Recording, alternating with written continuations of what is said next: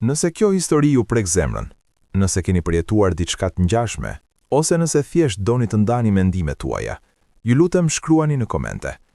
A keni pasur dikë që e keni humbur? Si e keni kaluar atë dhimbje? Mendimi juaj është i rëndësishëm për mua dhe për të gjithë komunitetin ton. Le të jemi mbështetje për njëri tjetrin. Drita e parë e mëngjesit po depërtonte ngadalë nëpër perdet e vjetra të kuzhinës, duke krijuar hije të lehta mbi muret e zbardhura nga koha. Zana zgjohej si çdo mëngjes tjetër, me shpirtin e ngarkuar, por me shpresë në zemër. Duart e saj të ashpra nga puna e gjatë e jetës po përgatiten çajin. Lëvizjet e saj të përsëritura mira herë tregonin për rutinën që kishte bërë pjesë të ekzistencës së saj. Shtëpia e vogël në periferi të qytetit ishte e gjitha që kishte mbetur nga jeta e saj. Dhomat e zbrasta përgjigjeshin vetëm me jehonën e hapave të saj të vetmuar. Por Zana nuk e priste heshtjen. Ajo priste zhurmën, atë zhurmë të ëmbël që bënin djent e saj kur vraponin nëpër korridore, kur grindeshin për gjëra të vogla, kur qeshnin me zë të lartë. Mami, ku është këmisha ime e bardhë? Këto fjalë ende jehonin në gëshët e saj, edhe pse ishin shuar prej kohësh. Ajo ndonjëherë përgjigjej me zë të ulët, sikur ata ende ishin aty. Në dollap, bir, ku t'jet? Por sot, si çdo ditë tjetër, përgjigja e saj u gëlltit nga heshtja e shtëpisë. Ariani dhe Dardani, emrat që ajo i përsëriste sa herë që merrte frymë, djemtë e saj, jeta e saj, arsyeja që ajo çohej çdo mëngjes, edhe kur trupi i saj protestonte nga lodhja, edhe kur shpresa dukej si një dritë shumë larg. Kishte kaluar aq kohë që nuk i dinte as ditët, as muajt. Koha kishte humbur kuptimin për të. Çdo sekondë ishte e njëjtë me tjetrën, një pritje e pafund, një dëshpërim i ngadalt që gëryen shpirtin. Ajo ul në karrigen e vjetër pranë dritares, atë karrige ku kishte kaluar net të tëra duke pritur, duke shikuar rrugën, duke shpresuar që çdo hap që dëgjonte ishte i tyre. Çdo herë që një makinë dalonte, zemra e saj kërcente. Çdo herë që telefoni binte, duart e saj dridheshin, por asnjëherë nuk ishin ata. E kujtonte atë mëngjesin kur gjithçka ndryshoi. Ishte një mëngjes i thjesht, pas një paralajmërim të asaj që do të ndodhte. Ariani kishte dalë i pari, këmishën e bardhë të shkollës gjysmë të fshehur në një xhaketë të madhe. Sytë e tij, ato sy kafe që i kishin trashëguar nga jati, shikonin diku larg, sikur mendimet e tij ishin të lidhura me një botë që nëna nuk e shihte. Do kthehem vonë sot, mami, kishte thënë ai duke i dhënë një puthje të shpejtë në faqe. Zana kishte buzëqeshur, duke i rregulluar gjakën e xhaketës së tij. Të mos harrosh të hash drek, bir. Ke para? Kam, mami, mos u shqetëso. Pastaj kishte ardhur Dardani, më i vogli, më energjiku, gjithmonë me buzëqeshje në fytyrë. Ai kishte vrapuar drejt saj, duke e përqafuar me forcë. Të dua, mami, kishte thënë me atë zë të pastër që bënte zemrën e saj të ngrohej. Edhe unë të dua, bir. Kujdesu. Dhe ata kishin dalë. Derën e kishin mbyllur pas tyre. Hapat e tyre kishin larguar ngadalë, duke u zhdukur në zhuruën e rrugës. Ajo nuk e kishte ditur që ato do të ishin fjalët e fundit, që ai do të ishte përqafimi i fundit, që ajo buzëqeshje do të ishte e fundit që do të shihte. Nata kishte rënë dhe ata nuk ishin ardhur. Telefoni i saj kishte filluar të binte pa pushim. Telefonata nga fqinjet, nga miqt, nga kushërinjt. I keni parë këta dy djam? Ku janë? A janë me ty? Jo, nuk ishin me të. Nuk ishin kund. Policia kishte ardhur, pyetjet kishin filluar. Kur i keni parë për herë të fundit? Çfarë veshje kishin? A kishin thënë ndonjë gjë të pazakont? Zana kishte përgjigjur me zë të dridhur, duke u përpjekur të kujtonte çdo detaj të vogël. Por ç'mund të thoshte? Se djemtë e saj kishin dalë për në shkollë dhe nuk kishin kthyer më? Se jeta e saj kishte ndaluar në atë moment? Zana kishte ecur nëpër çdo rrugë të qytetit. Kishte shkuar në çdo vend ku ata shkoheshin, shkolla, parku, shtëpitë e miqve të tyre. Por askush nuk dinte asgjë. Askush nuk ishte parë asgjë. Zonja Zana, ne po bëjmë gjithçka që mundemi, i kishin thënë oficerët. Por ajo kishte parë në sytë e tyre atë hije dyshimi, atë mundësi të frikshme që ndoshta djemtë e saj nuk do të gjendeshin kurrë. Jo, ajo nuk mund ta pranonte këtë. Nuk mund të besonte që ata ishin zhdukur përgjithmonë. Ata ishin dikund, diku po prisnin, diku po kërkonin t'i ktheheshin mamit të tyre. Dhe ajo do t'i gjente. Edhe nëse do t'i duhej të kërkonte në çdo cep të botës, ajo do t'i gjente djemtë e saj. Muajt filluan të kalonin si ngjyra të zbehura që shkriheshin në të njëjtin ngjyrim gri të jetës së Zanës. Çdo mëngjes zgjohej me të njëjtën pyetje në buzë. Sot, a do të jetë sot dita? Shtëpia ishte bërë një muze i kujtimeve. Çdo objekt kishte një histori. Topin e vjetër të futbollit që Dardani e kishte lënë në korridor, ajo nuk e kishte prekur. Librat e Arianit mbi tavolinë, të hapur në faqen ku ai kishte ndaluar së lexuari, ende aty, sikur ai do të kthehej çdo çast për të vazhduar. Rrobat e tyre ende vareshin në dollap. Zana i kishte lënë ashtu siç ishin. Ndonjëherë hapte dollapin dhe i merrte në duar, duke i shtypur në fytyrë, duke kërkuar erën e tyre. Por koha kishte filluar t'i marrë edhe aromën e fundit të tyre. Edhe kjo po shuhet, sikurse gjithçka tjetër. Fqinjet kishin filluar të flasnin. Ajo e dinte, e dëgjonte në mënyrën se si heshtnin kur ajo kalonte, në shikimet e tyre plot mëshirë që e bënin të ndihej edhe më e vetmuar. E gjora Zana, dëgjoi një ditë një grua të thoshte pasaj: "Aq kohë ka kaluar, ndoshta duhet të pranoj që..." Por nuk e përfundoi fjalën. Dikush tjetër e ndërpreu, dhe Zana vazhdoi të ecte, duke shtypur dhimbjen që ato fjalë kisin shkaktuar. Pranohet çfarë? Që djemtë e saj nuk do të ktheheshin? Kurr nuk do ta pranonte këtë. Një mbrëmje ishte ulur në dhomën e Arianit. Drita e vogël e llampës krijonte hije të gjata në mur. Mori në duar një notebook të vjetër, ditar që Ariani e mbante. E hapi me duar të dridhura. Fjalët e shkruara me dorë shkrimin e djemit të saj ja coptuan zemrën. Ndonjëherë ndihem sikur askush nuk më kupton. Si të jemi fort për mamin kur vet nuk e di si ta përballoj jetën. Babai na la, nuk kemi asgjë, por mami punon aq shumë. Ajo derdh gjak për ne, dhe unë dua t'i jap një jetë më të mirë. Dua që ajo të mos shqetësohet më. Lotët filluan të rrëshqisnin në përfaqet e Zanës. Duart e saj përqafonin ditarin sikur ishte vetë Ariani. "O bir, o zemra ime", përshpëriti ajo. "Unë nuk kërkoj asgjë tjetër veç jush, asgjë tjetër, vetëm ju." Lexoi mëtej, faqe pas faqe, shpresa të vogla, ëndra të mëdha, frikra të fshehura, gjithë shpirtin e djalit të saj të derdhur në letra. Një shënim i fundit e ngrizi. Nesër do të ndryshoj gjithçka. Do ta bëj, do t'i jap asaj që meriton, edhe nëse më duhet të sakrifikoj diçka. Ajo më ka sakrifikuar gjithçka. Çfarë do të thoshte kjo? Çfarë kishte planifikuar Ariani? Dhe pse nuk ja kishte thënë? Pse nuk i kishte besuar? Zana ngriti kokën dhe shikoi drejt qiellit në përdritare. "Zot, të lutem", tha me zë të thyer. "Çfarë donin të bënin? Ku shkuan?" Por qielli heshti, si gjithmonë. Javët vazhduan. Zana shkoi sërish në polici. Oficieri që e priti kishte sytë e lodhur, sikur kishte dëgjuar shumë histori si e saj. "Zonja Zana, ne ende po punojmë në rastin tuaj, por duhet jeni realist. Ka kaluar aq shumë kohë."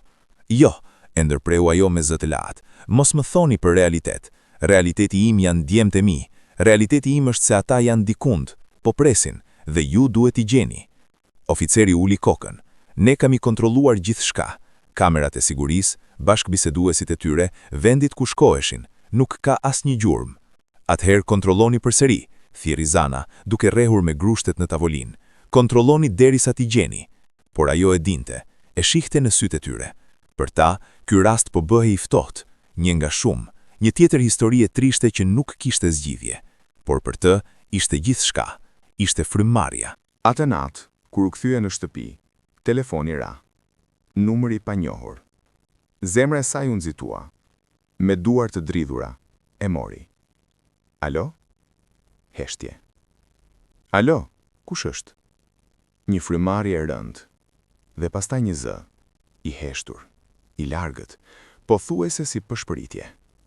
"Mami." Bota u ndal. Koha ngriti. "Ariani?" thiri ajo. "Je ti?" "O Zot, je ti?" Për linja u ndërpre. Tingulli një telefoni që u mbyll. Dhe pastaj, asgjë. Zana thiri përsëri. E thiri numrin vjetra herë, por nuk u përgjigj kush. Shkoi përsëri në polici. U tregoi për telefonatën. Ata kontrolluan numrin. Ishte një kartë celulare e paregjistruar, e hedhur tashmë. "Ndoshta ishte një gabim, zonja Zana", than ata. "Ose dikush që po përpiqet t'ju mashtroje." Por ajo e kishte dëgjuar. E kishte dëgjuar zërin. Ishte zëri i Arianit. Zemra e saj e njohu. Një nën nuk gabon kurrë zërin e fëmijës së saj. Ai ishte gjallë. Ata ishin gjallë. Dhe ajo duhej t'i gjente. Zana filloi të kërkonte vetë. Nuk mund të mbështetej më tek policia. Ata kishin bërë sa kishin mundur. Por tani rasti i saj ishte vetëm një skedar në një grumbull skedarësh. Filloi nga shkolla. Shkoi tek mësuesit. Tek shokët e klasës. Pyeti çdo nxënës që kishte qenë i afërt me djemtë e saj. Ju lutem, mendoni mirë. A kanë thënë ndonjë gjë? A kanë përmendur diçka të çuditshme? Një djalë i ri, shoku më i mirë i Dardanit, e shikoi me sy të ulur. Zonja Zana, Dardani më tha diçka disa ditë përpara se të largohej. Zemra e Zanës u shpeshtua. Çfarë? Çfarë të tha? Tha që do të bënin një udhëtim, që do të largoheshin për pak kohë, por do të ktheheshin me diçka të bukur për ju. Udhëtim? Ku? Me kë? Djali tundi kokën. Nuk e di. Nuk më tha më shumë. Thoshte që ishte surprizë. Surprizë. Fjalë që dikur do ta kishin bërë të buzëqeshte. Tani e mbytnin me dhimbje. Çfarë surprize? Ku kishin shkuar? Shkoi tek fëqinjët, tek pronarët e dyqaneve në lagje. I keni parë atë ditë? I keni parë ku kanë shkuar? Shumica tundi kokën. Por një plak, i cili rinte gjithmonë ulur përpara një kafeje të vogël, e ndaloi. Zonja, tha ai me zë të ulët. Atë mëngjes i pash djemtë tuaj. Ishin duke biseduar me një mashkull. Ishte me makinë të zezë. Zana ngjau. Mashkull. Kë? Nuk e njoh. Nuk e kisha parë kurrë më parë. Por djemtë tuaj dukeshin të qetë. Nuk dukej sikur kishin frikë. Si dukej? Ç'mosh kishte? Moshë të mesme. Kishte syze. Veshur mirë. Duket si njeri i respektueshëm. Zana e falenderoi dhe vrapoi përsëri në polici. U tregoi këtë informacion të ri. Ata premtuan që do ta shqyrtonin. Por ajo pa në fytyrat e tyre. Nuk e merrnin seriozisht. Ishte shumë kohë që kishin kaluar. Kujtesa e njerëzve zbehej. Por Zana nuk do të hiqte dorë. Filloi të shikonte regjistrat e kamerave të sigurisë. Ato që kishin mbetur. Kaloi orë tëra duke studiuar çdo pamje. Çdo makinë. Çdo person. Dhe një ditë e gjeti. Një makinë e zezë, e parkuar afër shkollës atë mëngjes. Zmadhoi imashin. Tabelat ishin të paqarta, por formën e makinës e njihte. Një model i caktuar, jo shumë i zakonshëm. Mori imazhin dhe filloi të pyeste nëpër garazhe, nëpër shitca makinash. E njihni këtë makinë? E njihni pronarin? Shumica nuk dinin asgjë. Por një mekanik i vjetër e shikoi me vëmendje. Këtë makinë kam parë një të ngjashme. E solli një burim këtu për riparim para ca kohesh. Por nuk e mbaj mend emrin. Ju lutem, përpiquni të kujtoheni. Çdo detaj mund të ndihmoj. Mekaniku mendoi. Kishte thënë që po shkonte jashtë vendit, që do të qëndronte për një kohë. Jashtë vendit? Ku? Nuk e përmendi, por më tha se ka biznes atje. Diçka me ndërtim ose transport, nuk jam i sigurt. Zana ndjeu se po afrohej. Për herë të parë në muaj të tërë, kishte diçka konkrete.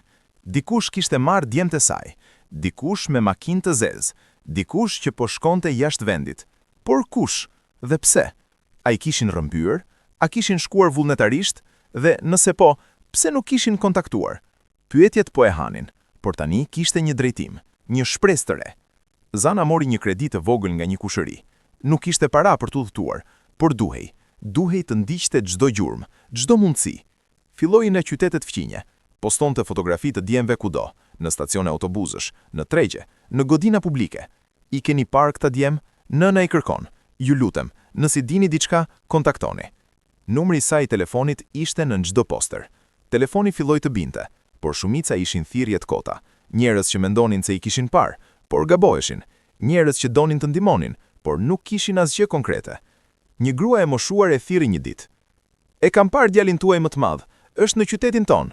Zemra e Zanës kërceu. Ku është? Në park, po luante me një grup fëmijësh.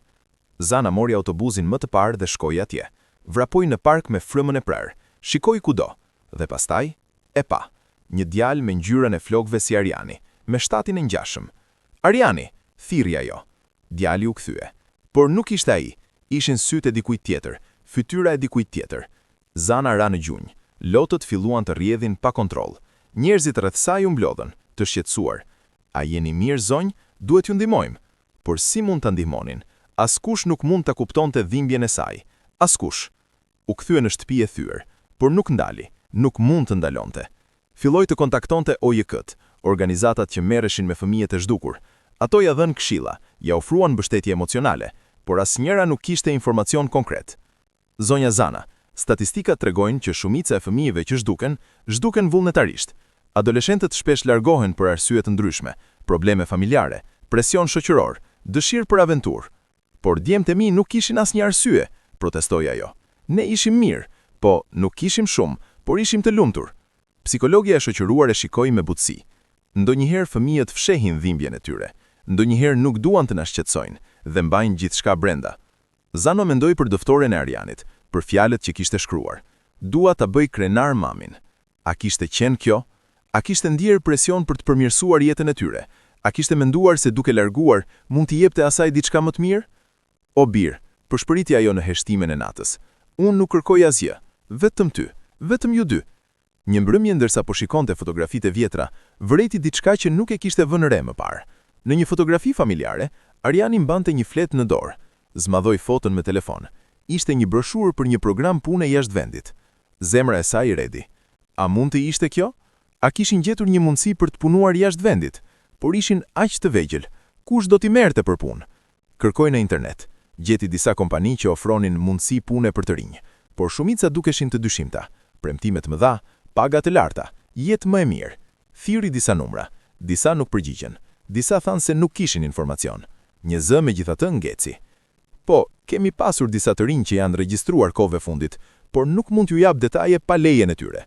Ju lutem Zana, jam nën, djemtë e mi janë zhdukur. Nëse janë me ju lutem, më thoni, nuk dua t'ju ndënoj, vetëm dua të di se janë mirë. Gruaja hezitoi. Do ta shqyrtoj, por nuk mund të premtoj asgjë. Ai telefon nuk erdhi kurrë. Muajt vazhduan të kalonin dhe Zana po konsumohej. Trupi i saj po likshte nga stresi dhe mosmbajtja. Nuk hante siç duhet, nuk flinte. Çdo natë kalonte duke pritur, duke shpresuar që telefoni të binte, që dera të hapej. Fqinjet filluan ta shqetësonin më shumë, vinin me ushqim. Zana, duhet të hash, duhet të kujdesesh për veten. Por ajo nuk kishte oreks. Si mund të hante kur djemtë e saj ndoshta ishin të uritur dikund? Një ditë, duke pastruar dhomën e Dardanit, gjeti diçka nën shtratin e tij, një kuti e vogël metalike. E hapi me duar të dridhura. Brenda kishte letra të vogla, të palosura me kujdes.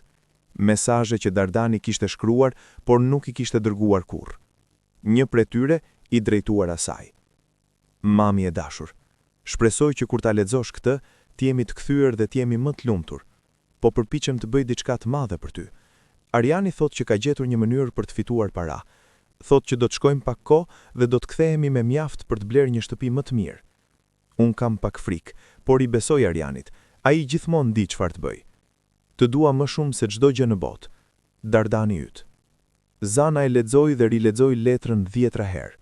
Pra, ishin larguar për të fituar para, për ta bërë atë krenar, por si? Çfarë pune mund të bënin dy djem adoleshent? Mendimi i saj shkoi menjëherë në vendet e errta. Tregti njerëzish, punë të paligjshme, eksplodim. Frika e pushtoi. Jo, zot, jo, përsëriti pa pushim. Shkoi përsëri në polici me letrën. Ata e lexuan me vëmendje. Kjo është një provë e rëndësishme, thanë.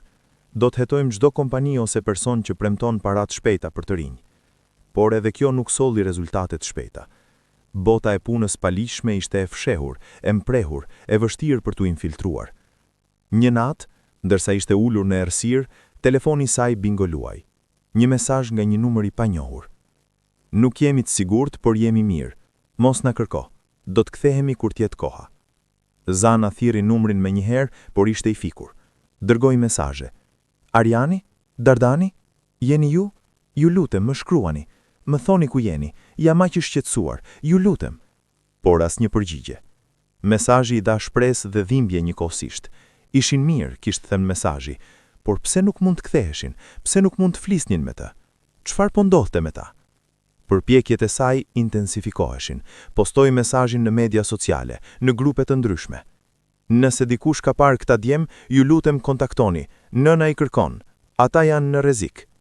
Njerëzit filluan ta ndiqnin historinë e saj. Disa ofruan ndihmë. Një grup vullnetarësh vendosi ta mbështesnin, organizuan kërkime, shpërndan postera, thirrën media. Por edhe me gjithë këtë mbështetje, djemt ende nuk gjenden. Ishte një ditë e ftohtë dimri kur telefoni Zanës ra përsëri. Numër i panjohur. Zemra e saj tashme ishte mësuar me zhgënjimet, por ende shpresonte. Alo? Zonja Zana? Zëri mashkullor i panjohur. Po, kush është? Jam investigator privat. Emri im është Agron. Kam dëgjuar për rastin tuaj dhe kam disa informacione që mund t'ju ndihmojnë. Zana e ngriti veshin. Çfarë lloj informacioni? Preferoj të takohem me ju personalisht. A mund të vini në zyrën ime? Ajo shkoi menjëherë. Zyra ishte e vogël, plot me dosje dhe dokumente. Agroni ishte një burr në të 50-tat, me fytyrë të rëndë dhe sy që kishin parë shumë. Zonja Zana, kam ndjekur rastin tuaj, filloi, dhe kam gërmuar ca më thellë se sa ka bërë policia. Kam gjetur disa gjëra shqetësuese. Çfarë? Më thoni, ju lutem. Ka një rrjet të personave që rekrutojnë të rinj për punë jashtë vendit, premtojnë para të mëdha, jetë të mirë, por në realitet i dërgojnë në vende ku i eksploatojnë, në ndërtim, në punë të rënda, ndonjëherë edhe në veprimtari të paligjshme. Zana ngriti. Dhe djemtë e mi? Kam dëshmi që tregojnë se 2 djem me përshkrimin e djemve tuaj janë parë në një qytet afër kufirit. Ishin me një grup të rinj të tjerë. Duket se po prisnin për transport drejt një vendi tjetër. Kur? Kur është kjo? Para disa javësh, por gjurmët humben atje. Nuk di me se kanë kaluar kufirin apo jo. Zana ndjeu një përzierje të frikës dhe shpresës. Çfarë mund të bëjmë? Duhet të shkojmë atje, të pyesim, të kërkojmë. Kam kontakte që mund të na ndihmojnë, por kjo kushton para. Zana nuk kishte para, por nuk kishte rëndësi. Do të shiste çdo gjë që kishte. Sa? Agroni ja tha shumën. Ishte e madhe, por ajo nuk dyshoi. Do t'i gjej, tha. Vetëm ndihmoni. Shiti mobiljet e shtëpisë. Mori hua nga kushdo që mund t'jepte. Brenda disa ditësh, kishte mbledhur mjaftueshëm. Dhe udhtimi filloi. Agroni dhe Zana udhtuan me makinë drejt qytetit kufitar. Ishte një udhtim i gjatë, me rrugë të këqija dhe mot të acartë, por Zana nuk ankohej.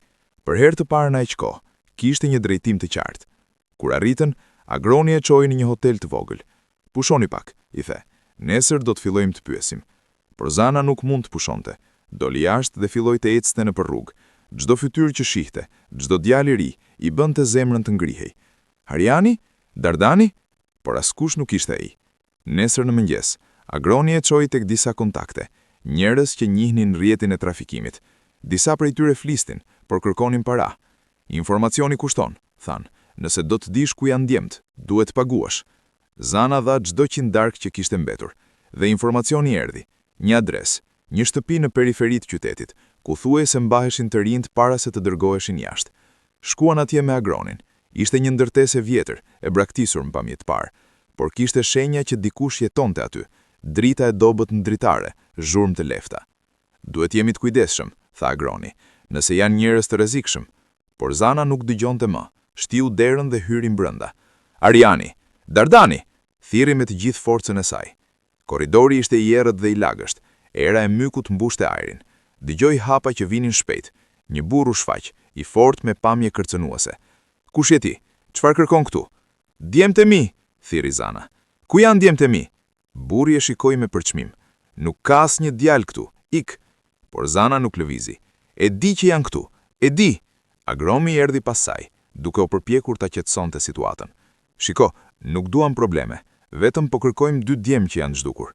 Burri qeshi me përçmim. Të gjithë kërkojnë dikë, por këtu nuk ka askënd. Në ato moment, Zana dëgjoi diçka. Një zë i dobët që vinte nga kati i dytë, një zë që i ngjihti. Zemra e saj pushoi së rahuri. Dardani, thirri dhe vrapoi drejt shkallëve. Burri u përpoq ta ndalonte, por Agroni e zuri. Lëre, tha me autoritet. Zana ngjiti shkallët me vrap. Çdo derë që shihte e hapi me forcë.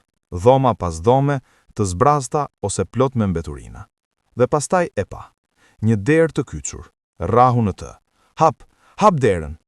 Burri pas saj kishte ardhur, me pamje të tensionuar. Nuk mund të hysh atje. Por Zana nuk pushoi. Shtiu derën me shpatull, me këmbë, me çdo forcë që kishte, dhe derën u çporodis. Brenda ishte një dhomë e vogël, dhe në të 4 djemë të rinj, të ulur në dysheme, me pamje të lodhur dhe të friksuar. Por asnjë prej tyre nuk ishte Arjani apo Dardani. Zana ra në gjunjë. Lotët filluan të rjedhin. Jo. Djemtë e shikuan me sy të mëdhenj. Kush jeni ju? Pyeti njëri prej tyre. Jam një nën që kërkon djemtë e saj, pëshpëriti ajo. Agroni hyri në dhomë dhe pyeti djemtë. Si keni ardhur këtu? Kush ju ka sjellë? Ata treguan historinë e tyre, të njëjtën histori, premtime për punë, për para, për jetë më të mirë. Dhe pastaj kishin përfunduar këtu, të mbyllur, duke pritur për t'u dërguar dikund që nuk e dinin. Kanë qenë të tjerë para nesh, tha një prej djemve. Janë dërguar javën e kaluar. Ku janë dërguar? Djali tundi kokën.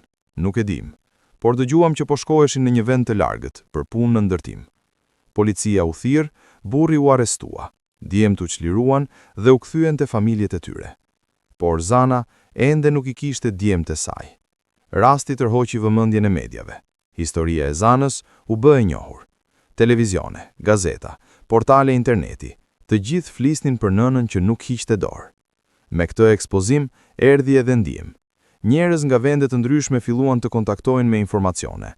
Disa ishin të dobishme, shumica jo. Por Zana ndjekej çdo gjurmë. Një grua nga një vend fqinj i dërgoi një mesazh. Kam parë postimin tuaj. Mendoj se kam parë një nga djemt tuaj në qytetin ton. Ishte duke punuar në një kantier ndërtimi. Zana menjëherë organizoi udhëtimin. Kësaj radhe shkoi me një grup mbështetësish, njerëz që i ndjekin historinë e saj dhe donin ta ndihmonin. Udhëtimi ishte i gjatë, kaloi nëpër male dhe fshatra të largëta, por ajo nuk u lodh. Çdo kilometër e afronte te djemtë e saj, të paktën kështu shpresonte. Kur arritën në qytet, shkuan menjëherë te kantieri që gruaja kishte përmendur. Ishte një ndërtim i madh, plot me punëtorë të rinj. Menaxheri i kantierit i priu. Po, kemi shumë punëtorë të rinj, por nuk e di nëse janë ata që kërkoni. Mund t'i shoh? Pyeti Zana me zë të dridhur. Ai ja tregoi rrugën. Zana kaloi nëpër kantier, duke shikuar çdo fytyrë. Zemra e saj rrithte me forcë. Çdo djalë që shihte me ngjyrën e duhur të flokëve, me shtatin e duhur, ja ndriste shpresën. Dhe pastaj e pa. Një djalë që po barte trilla me shpinë të përkulur nga pesha. Forma e trupit, mënyra se si lëviste, i ngjante Arjanit. Arjani, thiri ajo dhe vrapoi drejt tij. Djali u kthye dhe për një moment koha ndaloi. Sytë e tij, ato sy kafe që ajo i njihte aq mirë, e shikuan me befasi. Mami? Përshpëriti ai, sikur nuk e besonte atë që shihte. Zana ra në gjunjë përpara tij, duke e përqafuar me gjithë forcën që kishte. O bir, o zemra ime, të gjeta më në fund. Arjani filloi të qante. Trupi i tij u drodh në përqafimin e saj. Mami, më fal për gjithçka. Ata shtendoqen stu për minuta të tëra, duke qarë së bashku, duke mbajtur njëri tjetrin sikur të mos ndaheshin më. Mbështetësit rreth tyre qanin gjithashtu. Ishte një moment që askush nuk do ta harronte. Por pastaj, Zana u tërhoq pak dhe e shikoi në sy. Ku është Dardani? Ku është vllai yt? Fytyra e Arjanit u nxi. Ai nuk është këtu, mami. Zemra e Zanës u shqeu. Çfarë? Ku është? Më ndan, tha Arjani me zë të thyer.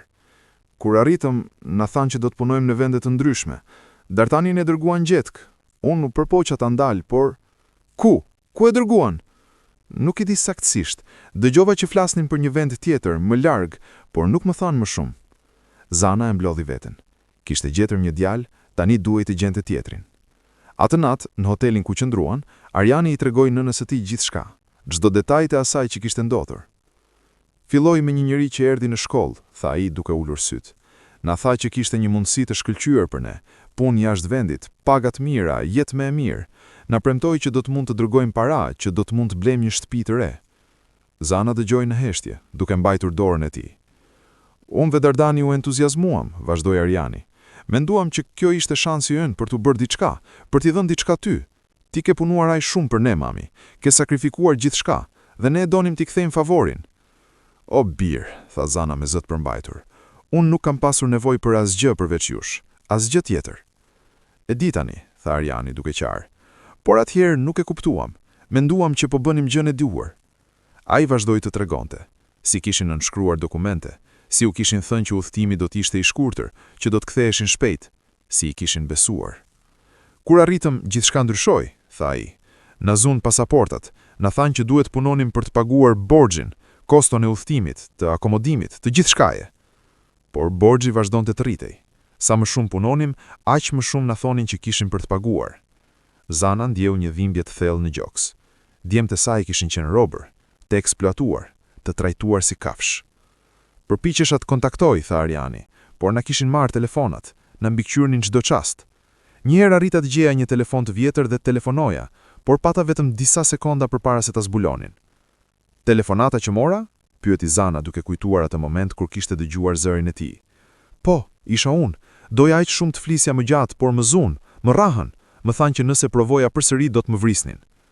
Zana e përqafoi më fort. Çfarë keni kaluar, o Zot? Çfarë keni kaluar? Mesazhin që më dërgove e mora, por nuk guxova t'ju përgjigjem. Kisha frikë se do të gjenin, se do të bënin diçka.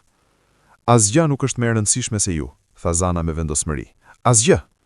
Arjani u ul në heshtje për një moment, pastaj foli përsëri. Dardani, ai e kaloi më keq se unë, mami. Ai është më i vogël, më i dobët. Kur në ndan ai qante, doja aq shumë ta mbaja, por nuk më lan. Do ta gjem, tha Zana me zë të fortë. Do ta gjem, kushdo qoftë dhe kushdo që i duhet. Rasti i Arjanit tërhoqi vëmendjen e autoriteteve. Policia ndërkombëtare u përfshi. Rjeti i trafikimit po hetohej në disa vende. Por procesi ishte i ngadalt. Burokracia, mospunimi i duhur, mungesa e bashkëpunimit midis vendeve, të gjitha këto e bënin gjën më të vështirë. Zana nuk kishte kohë për të pritur. Çdo ditë që kalonte, ishte një ditë më shumë që Dardani vuante. Me ndjemën e avokatëve të OJG-s, filluan të ngrinin padi, të kërkojnë informacion, të detyrojnë kompanitë dhe personat që ishin të përfshirë të flishnin. Ju kuptoj frustrimin tuaj, zonja Zana, por duhet kalojmë nëpër proceset e duhura. Nëse veprojmë jashtë ligjit, mund të dëmtojmë rastin. Po djali im, pyeti ajo me dëshpërim. Çfarë po i ndodh atij tani? Sa duhet presim? Po punojmë sa më shpejt që mundem, siguroi avokati. Por sa më shpejt, nuk ishte mjaft shpejt për një nënë që kishte humbur fëmijën. Zana filloi të merrte gjërat në duart e saj. Me Arjanin, u ulën dhe u përpoqën të kujtonin çdo detaj. Emra, vende, përshkrimet e njerëzve që i kishin trafikuar. Burri që na mori nga stacioni i autobusit, tha Arjani, duke u përpjekur të kujtojë. Kishte një shenjë në fytyrë, një vrag në vetull, dhe fliste me theks të veçantë. Zana shkroi çdo detaj. Pastaj postoi në grupe ndërkombëtare, në forume, në çdo vend ku mund të arrinte njerëz. A e njihni këtë person? Përshkrimi i tij është kushtu. Ka qenë i përfshirë në trafikimin e të rinjve. Nëse e dini diçka, ju lutem kontaktoni. Përgjigjet filluan të vinin. Disa njerëz thanë se kishin parë persona të ngjashëm. Të tjerë ofruan informacione për rrjetet e trafikimit në rajonin e tyre. Një informacion në veçanti u duk premtues. Një grua që kishte punuar në një organizatë humanitare shkroi: "Kam parë djem të ri në një kamp pune në verilindje të vendit. Kushtet ishin të tmerrshme. Ndoshta djali juaj është atje." Zana dhe Arjani menjëherë organizuan udhëkimin. Kësaj radhe kishin edhe policinë me ta. Autoritetet kishin vendosur të vepronin pas presionit publik. Udhëtimi ishte i gjatë dhe i lodhshëm, por ajo nuk e ndjente lodhjen. Çdo hap e afronte te Dardani. Kampi i punës ishte në një zonë të izoluar, larg qyteteve dhe fshatrave. Ndërtesat ishin të vjetra dhe të rënuara. Rreth tyre kishte tela me gjemba. Policia planifikoi operacionin me kujdes. "Duhet të jemi të shpejt", thanë ata. "Nëse i paralajmërojmë, mund t'i lëvizim punëtorët ose t'i fshim provat." Zana donte të hynte e para, por ja ndaluan. "Është shumë e rrezikshme. Lini na të bëjmë punën tonë." Ajo pati në fund, por çdo sekond që kalonte ndihej si një përjetësi. Policia hyri në kamp në agim, dëgjuan thirrje, zhurmë, njerëz që vraponin. Zana qëndroi jashtë me Arjanin, duke u lutur në heshtje. "Ju lutem Zot, lërem ta gjej, lërem të jetë mirë." Pas atë që dukej si orë, një oficer doli. "Kemi gjetur 10 punëtor brenda. Shumica janë të rinj, të shfrytzuar keq, po i nxjerrim jashtë." "Dhe djali im?" pyeti Zana me zë të dridhur. "Po kontrollojmë, ka shumë njerëz." Njëri pas tjetrit të rinjt filluan të dalin, me pamje të rënduar, me rroba të shkjuara, me sy plot frikë dhe hutim. Zana i shikonte të gjithë me shpresë dhe dëshpërim. "Dardani, Dardani!" thirrri ajo. Arjani ishte pranë saj, duke kërkuar gjithashtu. "Vlla, ku je?" Dhe pastaj në mesin e turmës, një djalë i vogël me fytyrë të holluar dhe trupin e dobësuar doli ngadalë. Sytë e tij, edhe pse të lodhur, ishin ende ato sy të kthjellët që Zana i njihte. "Dardani!" thirrri ajo dhe vrapoi drejt tij. Djali e pa dhe për një moment nuk lëvizi, sikur nuk e besonte. Pastaj fytyra e tij u shformua dhe filloi të qaj. "Mami!" thirrri ai me zë të dridhur. Zana e kapi në krah. Ai ishte aq i hollë, aq i lehtë. Kishte humbur kaq shumë peshë, por ishte gjallë, ishte me të. Arjani erdhi vrapuar dhe i përqafoi të tre.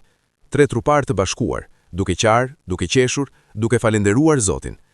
"Ju gjeta", përsëriti Zana me zë të thyer. "Ju gjeta në fund, ju dy, djemtë e mi." Rreth tyre qanin gjithashtu, policorët, gazetarët, mbështetësit. Ishte një moment që askush nuk do ta harronte. Kthimi në shtëpi ishte emocional. Mediat i ndiqnin kudo, por Zana donte vetëm intimitet me djemtë e saj. Donte t'i mbante pranë, t'u siguronte që ishin të sigurt, që askush nuk do t'ju amirte përsëri. Dardani kishte nevojë për kujdes mjekësor. Ishte keq ushqyer, i dehidratuar, me shenja të dhunës fizike. Mjekët thanë që do të duhej kohë për t'u rikuperuar plotësisht. Por është i fortë, thanë ata. Me dashuri dhe kujdes do të shërohet. Dhe dashuri nuk mungonte. Zana kalonte çdo çast pranë tyre. I ushqente, i mbante, i dëgjonte. Natën e parë në shtëpi, asnjëri prej tyre nuk flej. Qëndruan së bashku në dhomën e ndensit, duke folur, duke qarë, duke shprehur gjithçka që kishin mbajtur brenda. "Ju kam dëshpëruar, mami", tha Dardani me zë të vogël. "Kemi qenë aq të pamend." "Jo, birë", tha Zana duke ja fshirë lotët. "Ju keni qenë fëmijë që kërkonin të bënin mirë. Njerëzit e këqij ju gënjyen, ju manipuluan. Fajin e kanë ata, jo ju." "Por, nëse kishim dëgjuar", tha Arjani. "Nëse të kishin thënë, nëse të kisha vënë re më herët që diçka po ju shqetësonte", tha Zana. "Nëse kisha qenë më afër jush, më e vëmendshme." "Nuk është faji yt, mami", thanë të dy djemtë njëkohësisht. Ata përqafuan të tre, dhe në atë përqafim filloi shërimi. Javët që erdhën ishin plot me sfida. Djemtë kishin të merr natë, zgjoheshin duke u lëritur, duke menduar që ishin ende atje në ato vende të tmerrshme. Zana i qetësonte. "Jeni këtu, në shtëpi. Jeni të sigurt." Por ata nuk ndiheshin gjithmonë të sigurt. Çdo zhurmë fort i bënte të kërcenin, çdo person i panjohur i bënte të trembeshin. Psikologët thanë që kjo ishte normale. Kam përjetuar trauma, duhet kohë dhe terapi për të tejkaluar. Terapia filloi, seanca individuale dhe familjare. Në fillim ishte e vështirë. Djemtë nuk donin të flisnin, nuk donin të rikujtonin. Por ngadalë, hap pas hapi, filluan të hapen, të tregojnë për ditët e tyre atje, për dhimbjen, për frikën, për shpresën që nuk kishin humbur kurrë. "Çdo natë", tha Dardani në një seancë, "mendoja për ty, mami, mendoja për shpirtën tënd, dhe ajo më jepte forcë të vazhdoj." Zana qante çdo herë që i dëgjonte, por ishin lot çlirimi, lot shërimi. Arjani gjithashtu po luftonte. "Ndihem keq", tha ai një ditë. "Ndihem keq që nuk mund ta mbaja Dardanin, që nuk mund të na mbaja të dy." "Ti e birim, jo prindi", i tha Zana me butësi. "Nuk ishte përgjegjësia jote të na mbash. Ishe edhe ti fëmijë, edhe ti viktim." Fjalët e saj e ndihmuan, por Arjani ende mbante faj. Kjo ishte diçka që do t'i duhej kohë për ta tejkaluar. Ndërkohë, rasti ligjor po zhvillohej. Persona të shumtë u arrestuan, ata që kishin rekrutuar djemtë, ata që i kishin trafikuar, ata që i kishin eksploatuar. Zana dhe djemtë e saj dëshmuan në gjyq. Ishte e vështirë për djemtë të rishiheshin me ata njerëz, por e dinin që ishte nevojshme.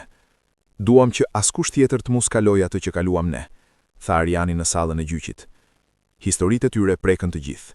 Gjyqtarët, avokatët, publiku, të gjithë qanë ndërsa dëgjonin përvojat e tyre. Në fund, vendimi erdhi.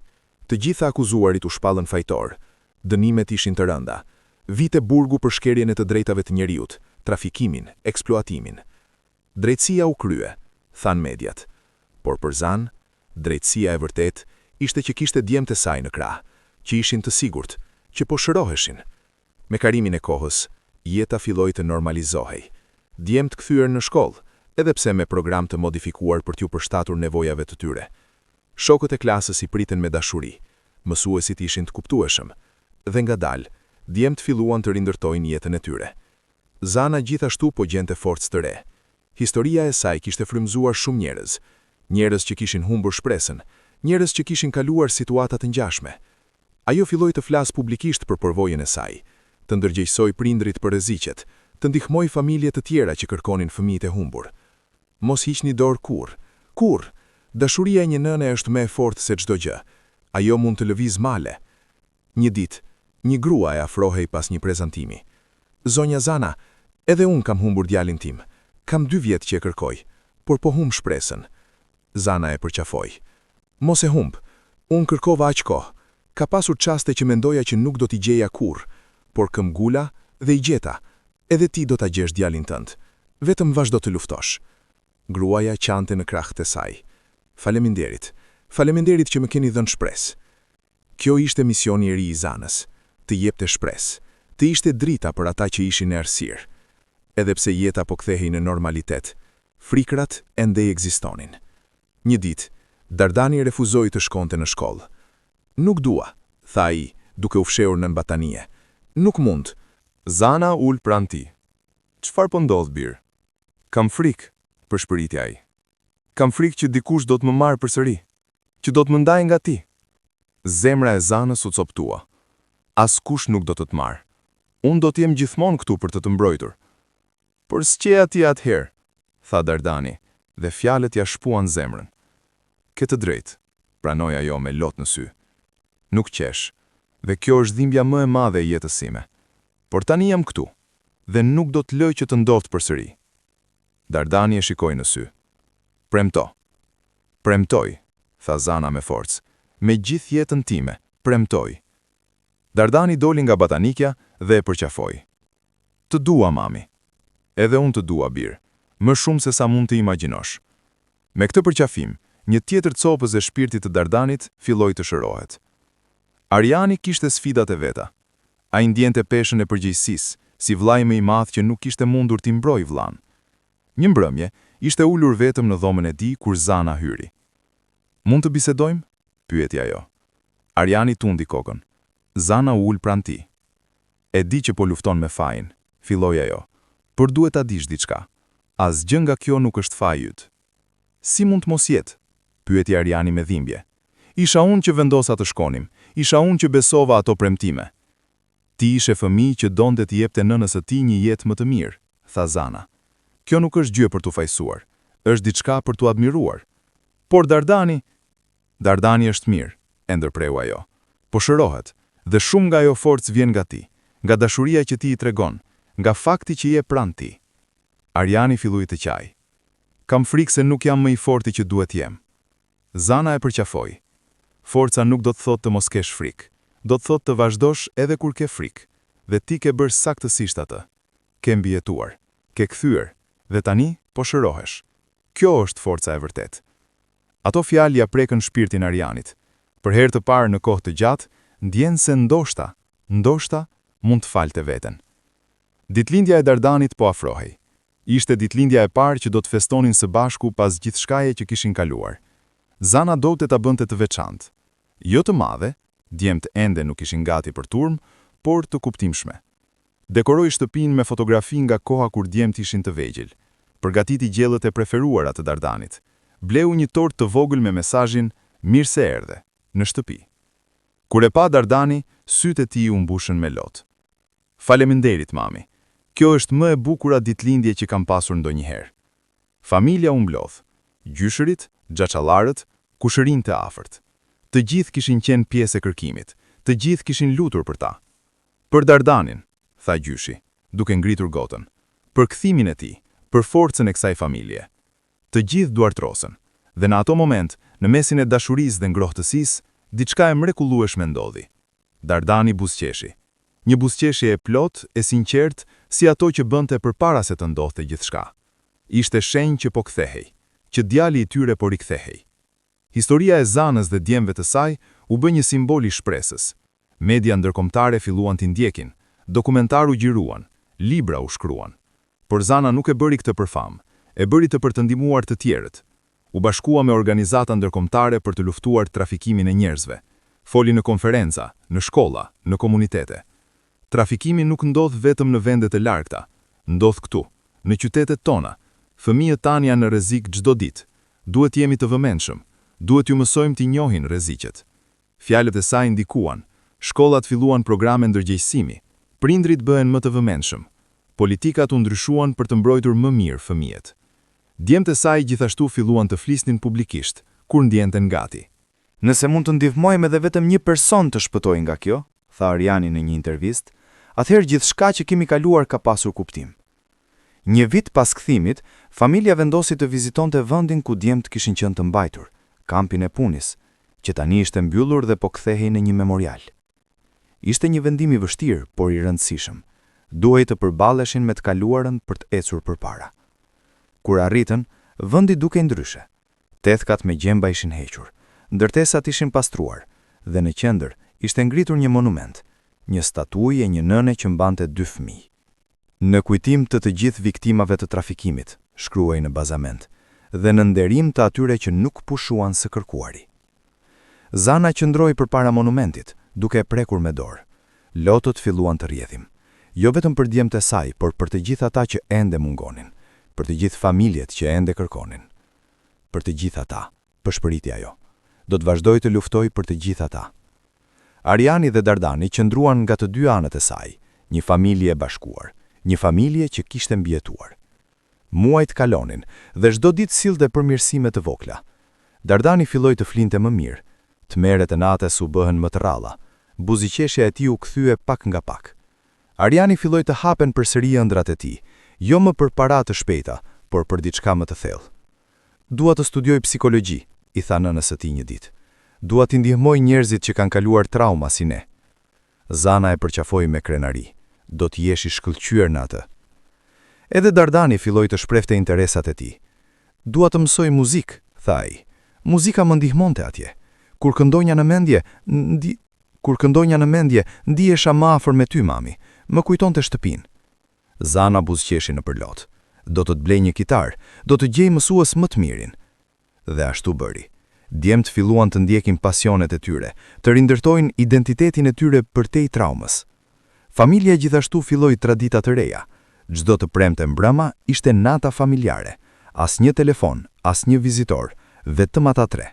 Luanin lojra, shikonin filma, flisnin për gjithçka dhe asgjë. Këto janë momentet që më kanë munguar më shumë, tha Ariani një mbrëmje. Thjesht të jemi bashk.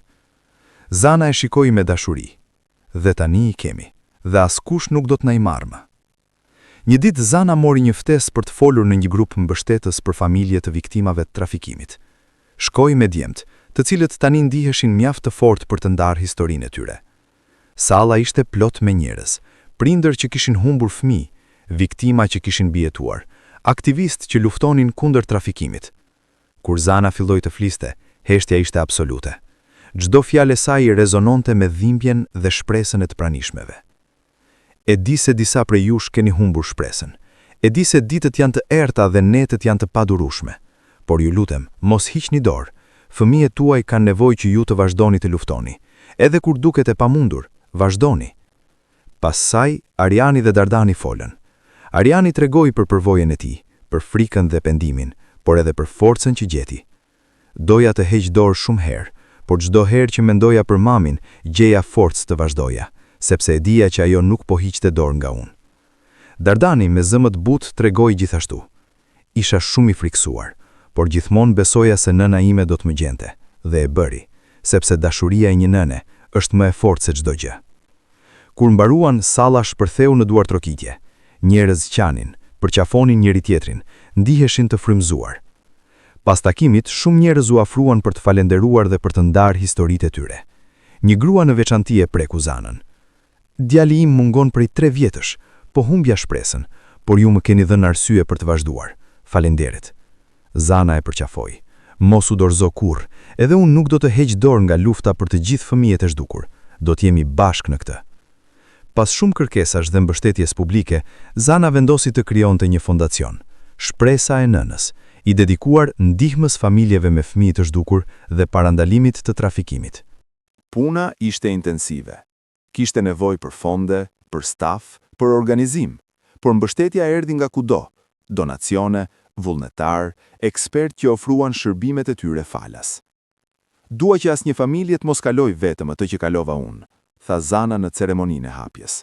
Dua që çdo nën, çdo prind që kërkon fëmijën e tij, të di që ka njerëz pranë tij, që ka mbështetje. Fondacioni ofroi shërbime të shumta, këshillim ligjor, mbështetje emocionale, ndihmë financiare për kërkime, programe ndërgjegjësimi në shkolla. Ariani dhe Dardani bëhen ambasador të rinj të fondacionit. Flisnin në shkolla, ndihmonin në programe, jepnin shpresë për të rinjt e tjerë. Kjo është mënyra jonë për të kthyer diçka të mirë nga gjithçka që kemi kaluar, tha Ariani. Por rruga nuk ishte gjithmonë e lehtë. Kishte ditë kur djemtë regresoheshin, ditë kur kujtimet ktheheshin dhe i pushtojnë. Një natë, Zana u zgjua nga ulërima. Vrapoi në dhomën e Dardanit dhe e gjeti duke qarë në gjumë. Jo, ju lutem jo, dua të shkoj në shtëpi, bërtiste ai. Dardani, zgjohuni, jeni në shtëpi, jeni me mua, tha Zana, duke e tundur butësisht. Ai hapi syt, të hutuar dhe të friksuar. Kur e realizoi ku ishte, ra në krahët e saj duke qarë. Ishte aq real, mami, mendova që isha përsëri atje. E di, bir, e di, por ishte vetëm një ëndër. Tani jeni këtu, në shtëpinë tuaj, në sigurinë tuaj. Ajo qëndroi me të derisa u qetësua dhe ra përsëri në gjumë. Pastaj shkoi te Ariani, i cili gjithashtu ishte zgjuar nga ulërima. A është mirë? Pyetja ime me shqetësim. Po, është mirë tani, por ne të gjithë kemi rrugë për të bërë, tha Zana. Ndonjëherë ndihem sikur nuk do të jemi kurrë plotësisht normal, tha Ariani me zë të ulët. Zana ul pranë tij. Normalia është e mbivlerësuar. Ju jeni mbijetues, jeni luftëtar, dhe çdo ditë që kaloni, bëheni më të fortë. Një vit pas kthimit të Dardanit, familja vendosi të festonte, jo vetëm bashkimin e tyre, por edhe përparimin që kishin bërë. Organizuan një event në komunitet, një fest ku ftuan të gjithë ata që i kishin mbështetur gjatë kërkimit, policët, vullnetarët, fqinjët, miqt. Kjo është për ju, tha Zana me lot në sy. Pa ju nuk do t'isha këtu, djemtë e mi nuk do t'ishin këtu. Njerëzit qanin dhe qeshën njëkohësisht. Ishte një fest plot emocionesh, dhimbje për atë që kishte ndodhur, por edhe gëzim për fitoren. Dardani mori kitaren e tij dhe këndoi një këngë që kishte shkruar vetë, për nënën e tij, për forcën e saj, për dashurinë që nuk kishte njohur kufi. Nëna ime, luftëtarja ime, e fortë si mali, e butë si drita, nuk më la, nuk më harroi, më gjeti në errësirë, më solli në jetë. Kur mbaroi, askush nuk foli, vetëm shikonin në heshtje, të prekur thellë. Pastaj Zana u ngrit pranë djalit dhe e përqafoi. Faleminderit bir, për këtë këngë, për gjithçka. Fondacioni filloi të merrte raste. Familje të ndryshme që kishin fëmijë të zhdukur kontaktonin për ndihmë. Një nga rastet e para ishte një nën nga një fshat i largët. Djali i saj kishte zhdukur para 6 muajsh. Policia lokale nuk kishte bërë shumë. Zana dhe ekipi i saj morën rastin. Filluan hetimin e tyre, kontaktuan me autoritetet, organizuan kërkime. Pas 2 muaj shpule intensive, djali u gjet, në një situatë të ngjashme me atë të Arianit dhe Dardanit, të detyruar të punonte në kushte të rënda. Kur nëna e pa djalin e saj përsëri, ajo ra në gjunjë para Zanës. Si mund t'ju falenderoj? Si mund t'ju shpërblej? Zana e ngriti. Nuk duhet më falenderoni. Vetëm bëni të njëjtën gjë për dikë tjetër kur të keni mundësi. Kjo është shpërblimi im. Ky ishte qëllimi i fondacionit, të krijonte një xhinthir dashurie dhe mbështetjeje. Me të gjitha sfidat, kishte edhe momente të bukura, momente që i kujtuan atyre se jeta ishte e vlefshme. Një ditë, Ariani mori pranimin në universitet, për psikologji, sikurse kishte ëndruar. Kur ja tregoi nënës, ajo qau nga lumturia. Jam aq krenare për ty bir, kaq krenare. Dardani gjithashtu po përparonte. Notat e tij në muzikë ishin të shkëlqyera. Mësuesi i tij tha që kishte talent të jashtëzakonshëm. Ndoshta një ditë do të bëhe muzikant, tha Dardani me sy plot ëndra. Do të jesh çfarë të duash, tha Zana. Bota është jotja. Ata gjithashtu filluan të bënin gjëra normale familjare, piknik, shëtitje, dark jast. Çdo gjë që më parë kishin marrë si të mirëqen, tani e vlerësonin si thesar. Jeta është e bukur kur jemi bashkë, tha Dardani një ditë ndërsa shikonin perëndimin e diellit. Po bir, është e bukur, u përgjigj Zana, duke I mbajtur duart e të dy djemve. Një ditë e papritur, Zana mori një kërkesë nga burgu. Një nga burrat që kishin trafikuar djemtë e saj, donte ta takonte. Pse? Pyeti ajo investigatorin. Thot që dëshiron të kërkoj falje, që dëshiron të flas me ju. Zana nuk ishte e sigurt. A mund ta përballonte? A donte ta shihte atë njeri? Bisedoi me djemt. Çfarë mendoni? A duhet të shkoj? Ariani tundi kokën. Është vendimi yt, mami, por nëse shkon, ne jemi me ty. Ajo vendosi të shkonte, jo për atë burr, por për veten. Duhej ta shihte në sy, ta përballej me dëmin që kishte shkaktuar. Në burg, u ul përballë tij. Burri duke i vjetëruar, i thyer. Zonja Zana, filloi ai me zë të ulët. E di që asgjë që them nuk mund ta ndreq atë që kam bërë, por dua që të dini se çdo ditë jetoj me pendimin. Çdo ditë mendoj për djemt që kam dëmtuar, për familjet që kam thyer. Zana e shikoi pa shprehje. A e dini çfarë më keni marrë? A e kuptoni dhimbjen që keni shkaktuar? Po, tha ai duke qarë. E kuptoj tani, por atëherë mendoja vetëm për para, nuk i shihja si njerëz. Isha i verbër. Djemtë e mi janë njerëz, tha Zana me zë të fortë. Janë jetë, janë shpirt, dhe ju gati u shkatruat. E di, dhe nëse mund të kthehja kohën, por nuk mund të ktheni kohën, por mund të flisni, mund të ndihmoni autoritetet të gjejnë të tjerët, mund të shpëtoni fëmijë të tjerë. Ai tundi kokën. Do ta bëj. Premtoj që do ta bëj. Kur Zana doli nga burgu, ndjeu diçka të çuditshme. Jo falje, por liri. Kishte parë njeriun që e kishte dëmtuar aq shumë, dhe ai nuk ishte më një monster në mendjen e saj. Ishte thjesht një njeri i dobët që kishte zgjedhje të këqija. Përkushtimi i Zanës nuk kaloi pa u vënë re. Një ditë mori një ftesë që e la pa frymë, të fliste në Kombet e Bashkuara për trafikimin e qenieve njerëzore. Unë, në OKB, tha ajo me befasi. Po, ju, historia juaj ka prekur botën, zëri juaj duhet dëgjuar, i tha organizatori. Zana udhtoi me djemt në New York.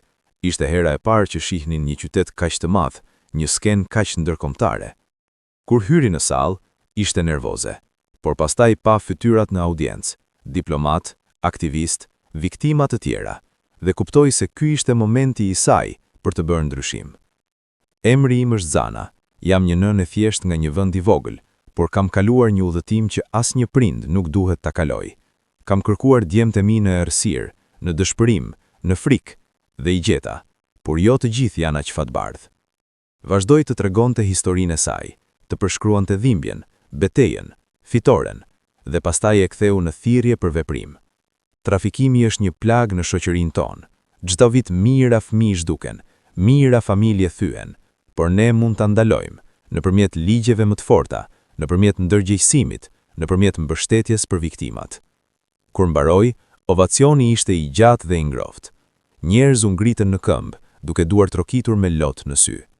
Pas ligjërimit, shumë diplomate afruan për të diskutuar politika të reja, për të kërkuar këshill, për të ofruar mbështetje. Ju jeni një hero, i tha një ambasador. Por Zana tundi kokën. Jo hero, thjesht një nën që nuk ka hequr dorë, dhe ka shumë të tilla si unë. Pas udhëtimit në New York, jeta u kthye përsëri në ritmin e saj. Djemt vazhduan shkollën. Zana vazhdoi punën me fondacionin. Dhe ngadalë, shumë ngadalë, familja filloi të ndihej normale. Një mbrëmje, ishin ulur së bashku duke darkuar.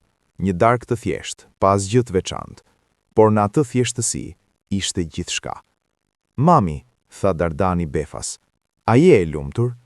Zana e shikoi me butësi. Po, birë, jam e lumtur. Jemi bashk, çfarë më duhet?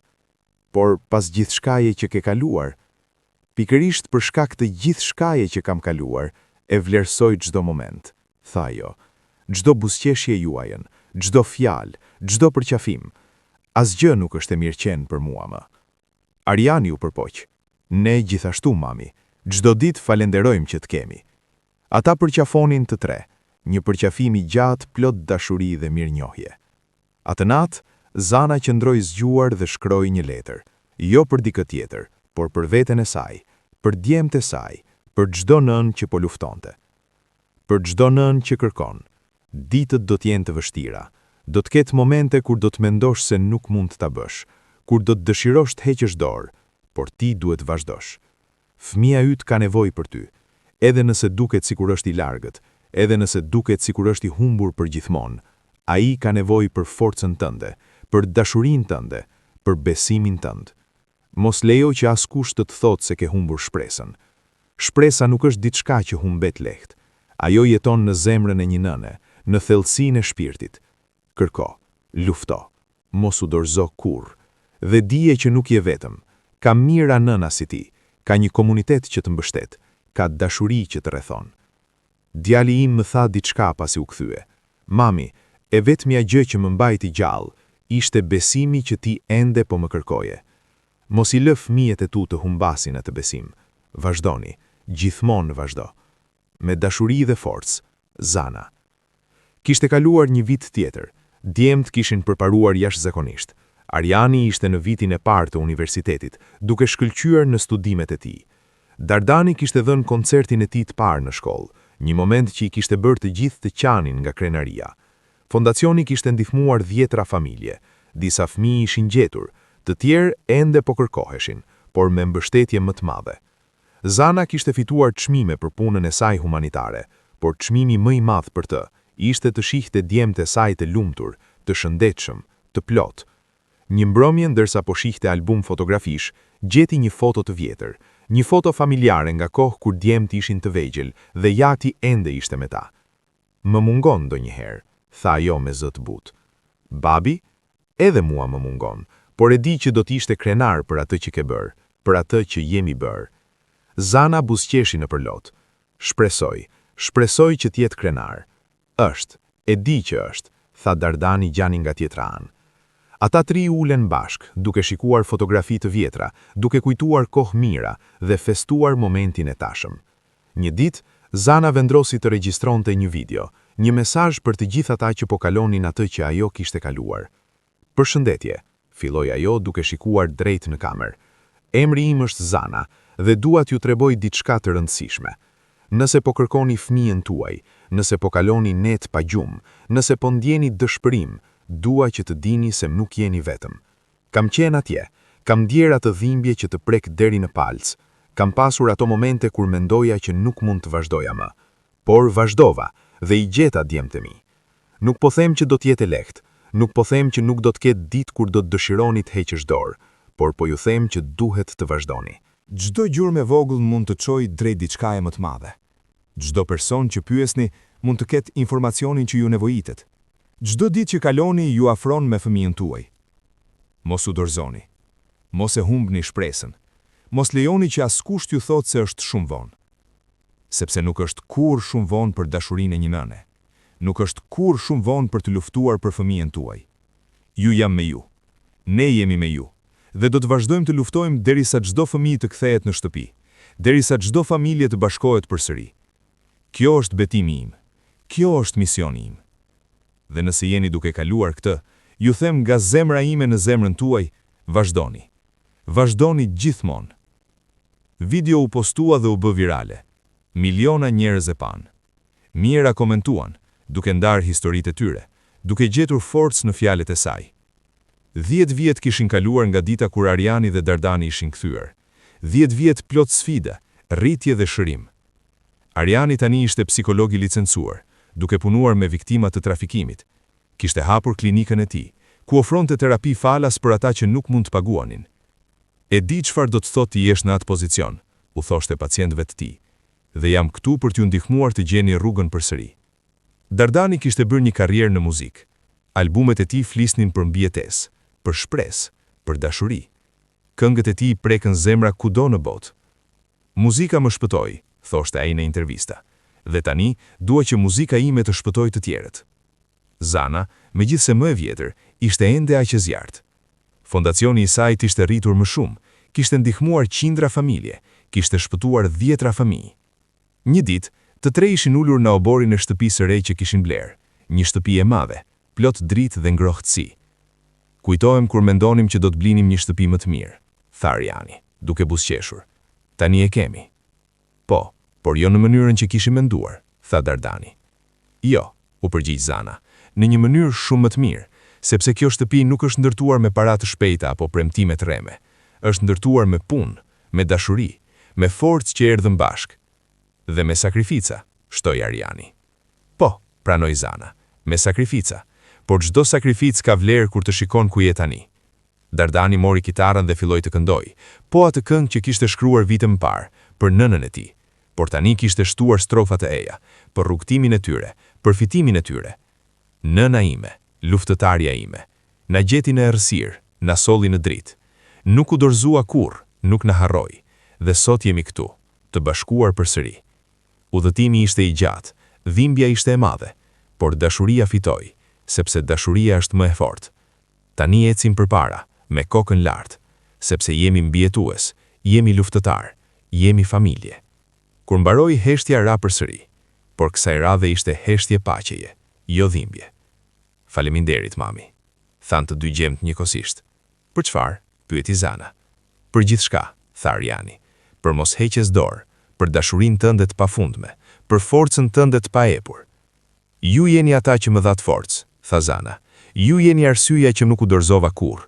Ju jeni gjithçka për mua. Dielli po perëndonte në horizont, duke ngjyrosur qiellin me ngjyra portokalli dhe roz. Një ditë tjetër po mbaronte, por për këtë familje çdo ditë ishte një dhuratë, sepse kishin mësuar mësimin më të rëndësishëm, që dashuria nuk njeh kufi, që shpresa nuk vdes kurrë, dhe që një nën do të eci në përzjarr për fëmijët e saj. Kjo ishte historia e tyre, një histori dhimbje dhe fitoreje, një histori që do të frymëzonte breza të tërë. Dhe ndërsa uleshin së bashku, duke shikuar perëndimin, dinin që çdo të sillte e ardhmja do ta përballonin bashk. Sepse tani ishin më shumë se një familje. Ishin mbijetues, ishin luftëtar, dhe asgjë fare nuk do t'i ndante përsëri. Për çdo nën që kërkon, për çdo fëmijë që pritet, për çdo familje që shpreson, kjo histori është për ju. Mos u dorëzoni kurrë. Dashuria gjithmonë fiton.